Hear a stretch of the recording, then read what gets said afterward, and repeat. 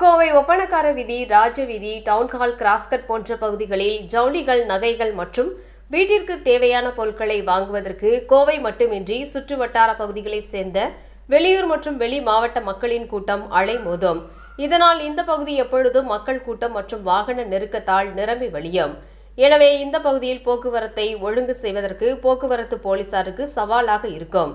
இந்த நிலையில் பெரியகடை வீதி செல்லும் பாதையில் உள்ள பள்ளிவாசலுக்கு பின்புறம் மற்றும் பின்புறத்தில் பிளாட்பாரத்தில் சாலையோரம் கடைகள் அமைத்து சிறு வியாபாரிகள் விற்பனை செய்து வருகின்றனர்.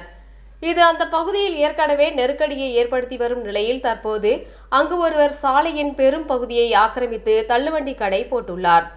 இந்த கடையில் கை பைகளை விற்பனை செய்தும் வருகின்றார். இந்த தள்ளுவண்டியால் அந்த பாதையில் ஆட்டோ, கார், வண்டி, வாகனங்கள் செல்லும் போது போக்குவரத்து இடையூறு ஏற்பட்டு பாதிப்பு ஏற்படுகின்றது. பொதுமக்கள் கடந்து செல்வதற்கும் மிகவும் சிரமப்படுகின்றனர்.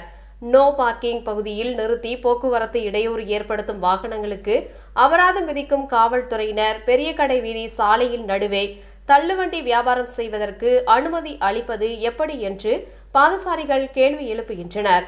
மேலும் பண்டிகை காலம் நெருங்குவதால் கூட்ட நெரிசல் அதிகரிக்கும். இதனால் சாலையின் நடுவே பெரும் பகுதியை மறைத்து தள்ளுவண்டி கடையை அங்கிருந்து அகற்ற வேண்டும் என கண்காணிப்பு கேமரா காட்சிகளை கொண்டு பெரியகடை வீதி காவல் நிலையத்தில் புகார் அளித்துள்ளனர். உடனடியாக அங்கிருந்து அந்த கடையை அகற்றி நடவடிக்கை எடுத்தால் மட்டுமே அந்த பகுதியில் ஏற்படும் போக்குவரத்து நெரிசலை தவிர்த்து பொதுமக்கள் தாமதமின்றி கடந்து செல்ல முடியும் என்பது அனைவரின் கோரிக்கையாக உள்ளது.